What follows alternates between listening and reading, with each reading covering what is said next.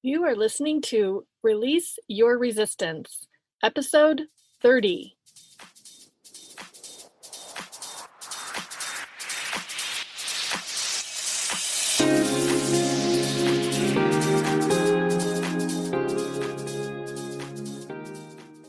Welcome to Release Your Resistance. This is Bex. The only reason why any of us don't have what we want in life is because of our own resistance. Right now, I'm learning how to recognize and release my resistance, and this podcast tells you how you can release your resistance so that you can live the exact life that you want. Let's get started. Today, I want to introduce you to birthday lists.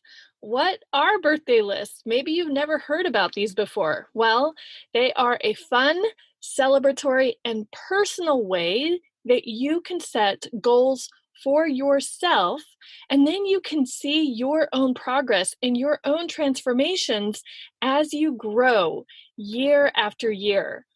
I think I first learned about birthday lists in 2013, and I've been doing them ever since. So, on this episode, I want to share with you my experience of doing this birthday list practice over the last 6 or 7 years and explain how it works for me and why I love it so much and why I think you should start a birthday list practice immediately.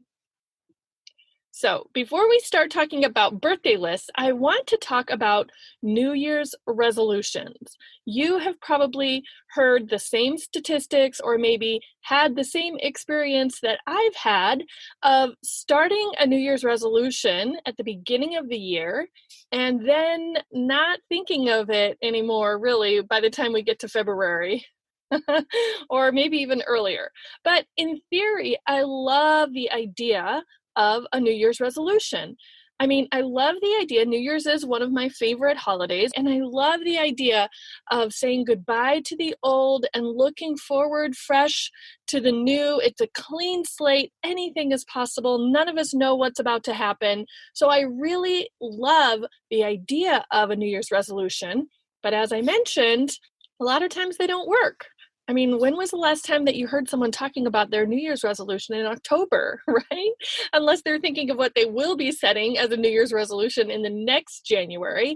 So I think New Year's resolutions don't work for a number of reasons, one of which is because we set them kind of out of societal obligation. Maybe it's not like personally important to us individually to set them.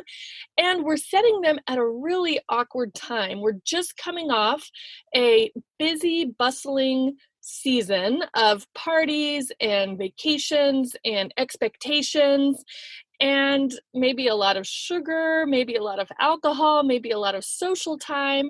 So there might be this intention, but it's not a real intention, but there might be this expectation to set a New Year's resolution or 2 or 3, but like we've all heard the statistic, by February, most of us have forgotten that resolution and have moved on to getting back on track with our lives after the busy holiday season. That's why I want you to consider birthday lists, because they have all the good parts of New Year's resolutions, but they're more personal to you and you might not run into the same pitfalls that you do with a New Year's resolution. What is better? I've already mentioned it. You've probably already gotten a little curious. It's a birthday list. Actually, to be really specific, it's 2 birthday lists.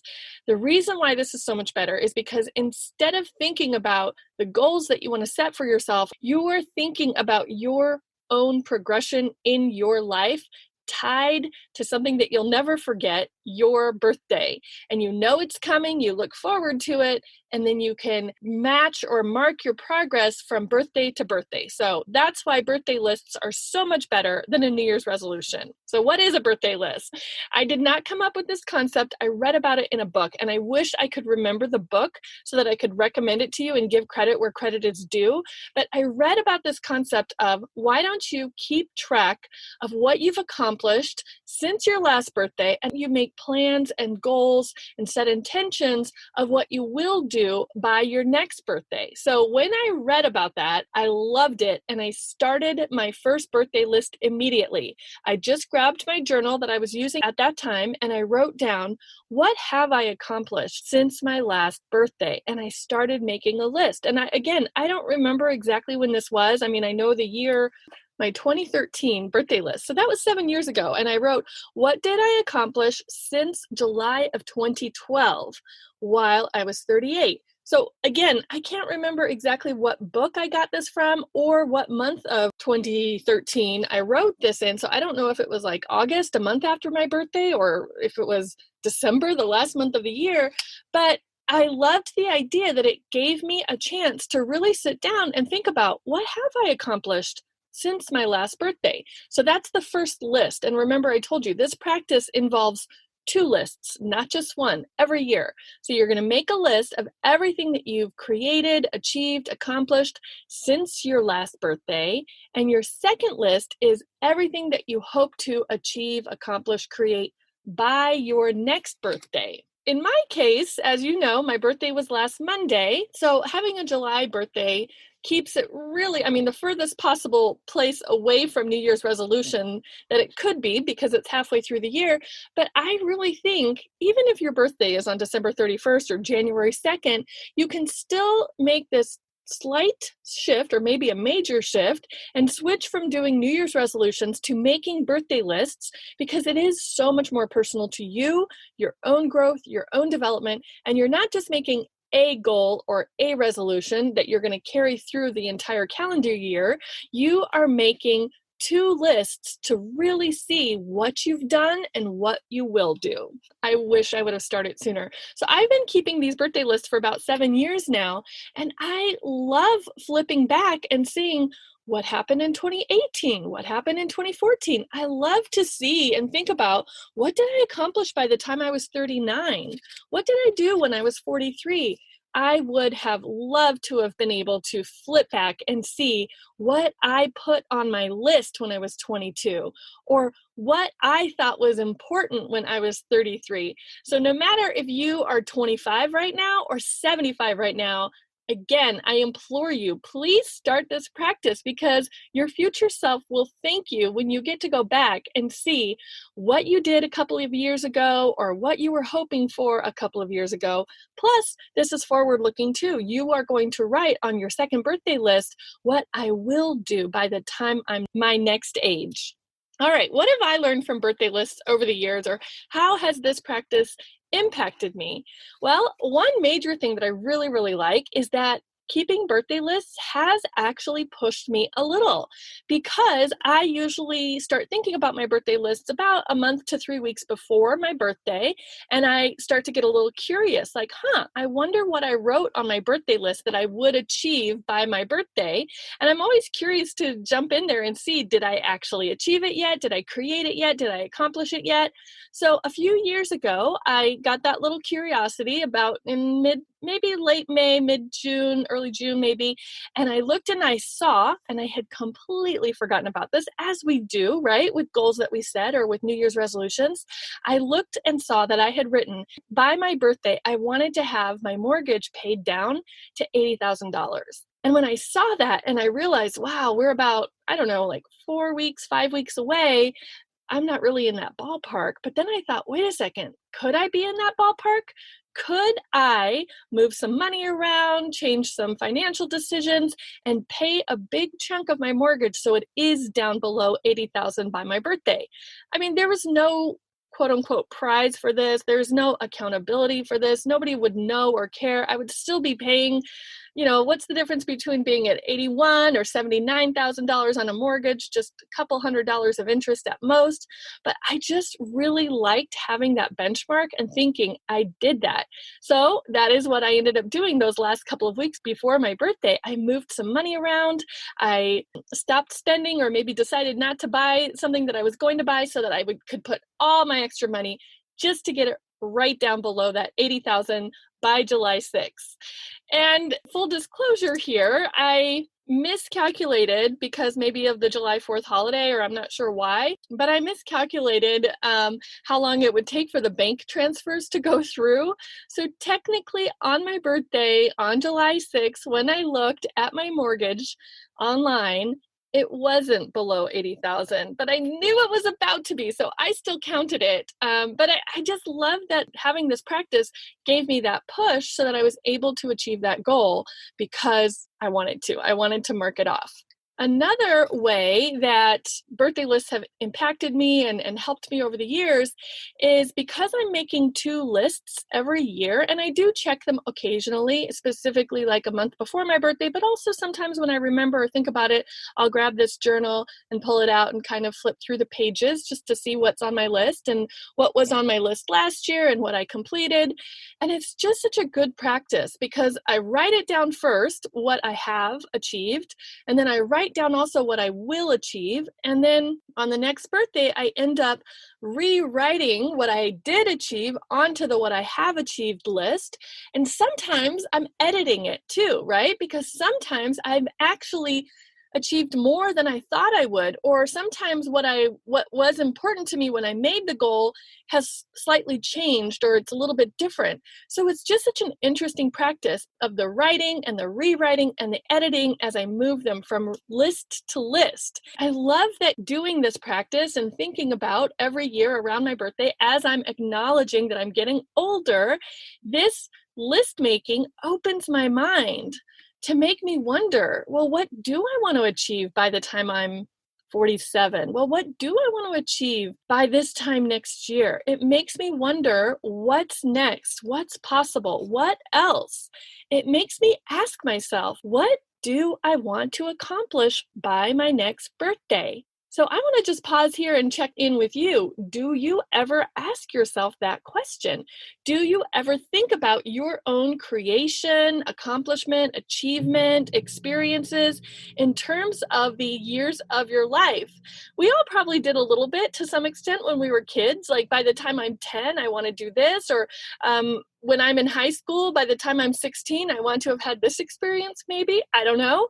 But do we do it as adults? This is one of the benefits of having a birthday list. And it is so interesting as I flip back through the pages and look and see what I included on my 2013 birthday list or my 2015 birthday list. It's so interesting to see what was meaningful for me 5 years ago that I don't even think about today, or what was a major event 3 years ago that today I'm just like, oh yeah, okay, that's cool, right? So interesting to see that evolution over the years. So as I mentioned, I've learned a few different things from my birthday list. So I just want to share some of those learnings with you. I am surprised at the significant and the insignificant. When I first started this practice, I don't know what direction I got or if there were any instructions on how to do this, but I wrote down things on my list. What have I achieved by my last birthday? And some of the things were pretty insignificant, but something made me add it to the list, like take my dog to the dog park. I had never done it before. I was kind of like worried how she would do and how I would do having her off the leash. But apparently it was important enough at the time to make it on the birthday list. How lovely. Thank you, past self, because now I can always look back and just remember that first experience of taking my dog to a dog park after I had had her probably about 6 or 7 years, and we'd only ever walked her on a leash, and she had never been off leash except for in our own home and in our own yard. So my birthday lists include things as insignificant as taking my dog to the dog park for the first time, and as significant as changing my career, going back to school, paying off a mortgage, or whatever. I mean, maybe what's significant to me is insignificant to you, or vice versa. But I also love that as I look through my birthday lists over the years, I can see my evolution. I can feel it. And the more I keep these lists and the more I see that mix of insignificant and significant and the mix of things that I have completed and things that I discarded or are no longer important to me, I can see that evolution as I am progressing. Every single year on my birthday, I get to see it in real time. And I see how my own goals and priorities have changed. When I look back at those early lists and I saw how I was spending my time and my energy, and even like what kinds of things I invested in, and I think, wow, I am so far removed from that anymore. Those things are not important to me. Those are not my priorities at all anymore. I can see how much I've changed.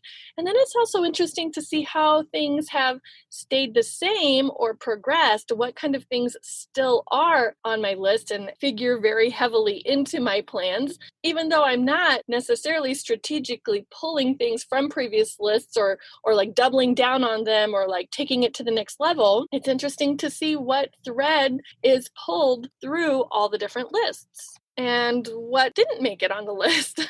It's interesting to see what I thought was so important last year to put it on what I would want to accomplish by my birthday this year.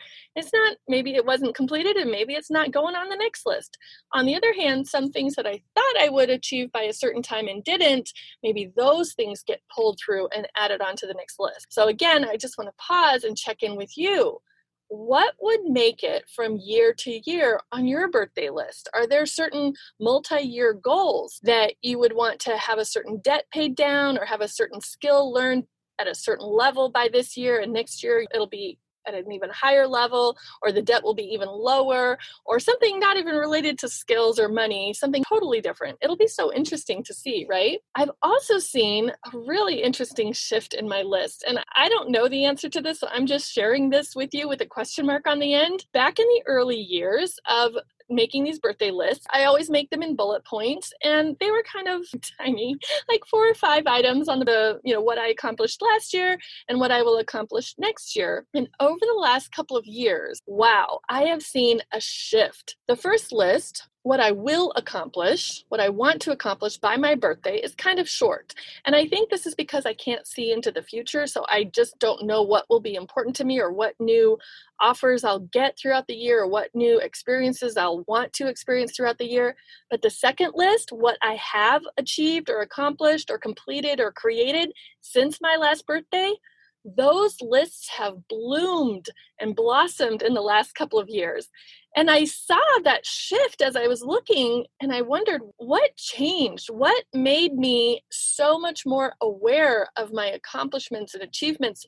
Or have I just accomplished and achieved more in the last couple of years and write them down on my birthday list? Maybe it's because that was around the same time that I left my corporate life. And so I was either self-employed or semi-retired or doing my own thing. And so I just had so much more time and drive and energy and interest in creating and achieving and accomplishing more. Or maybe it's because I had been doing the birthday lists for a while, and so I wasn't in the learning phase anymore. Now this is second nature to me. Or maybe it's because I'm maturing as a person, or maybe it's because this time frame also coincides with the time frame when I got super steeped into personal development. So I am just much more attuned and aware of my accomplishments and my achievements, because a lot of the things that I'm working or writing on my list now are things like thought work and beliefs that I've changed in my mind that I find are accomplishments. And maybe the old me wouldn't have counted those as accomplishments. They didn't make it on the list, even if I had some kind of a breakthrough or a new belief or something like that. So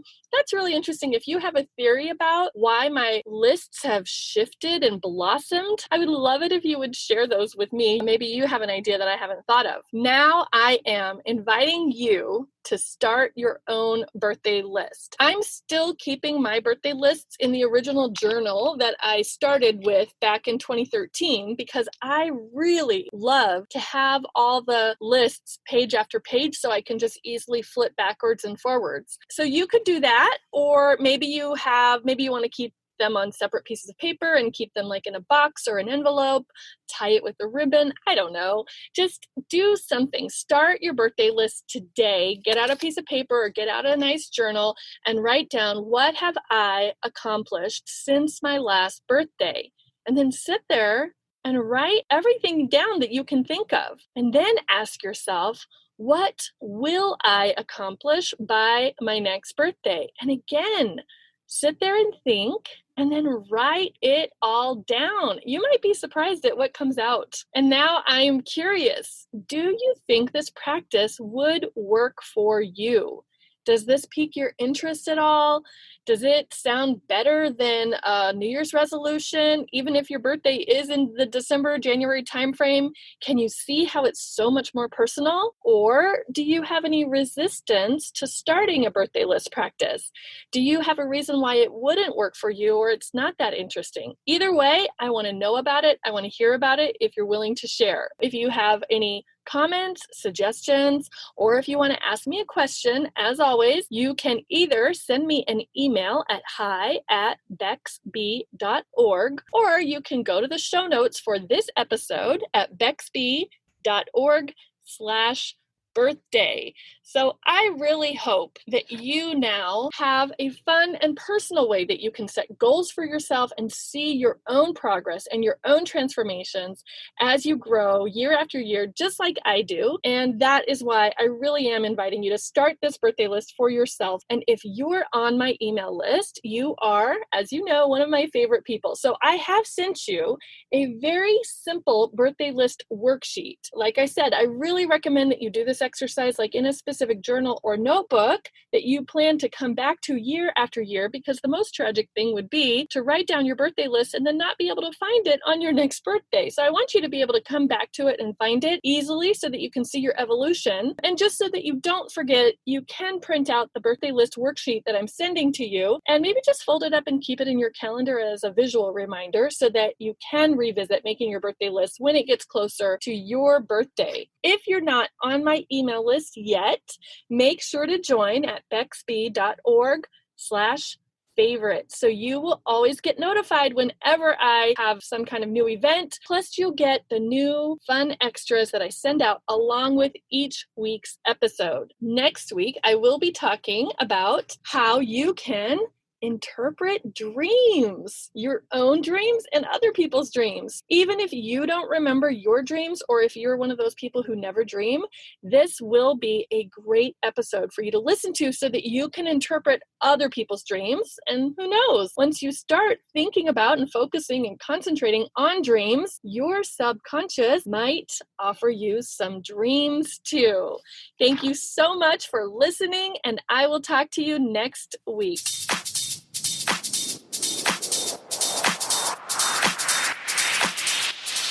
This has been Release Your Resistance. Thank you for listening. If you like this podcast, make sure you're subscribed and leave a review on Apple Podcasts. Also, think about someone who you know who would love this episode and share it with them. There should be a share button on your app if you're listening to this on your phone. If you'd like to continue this conversation one-on-one or in real time, come visit me on my site at bexb.org to see how we can work together.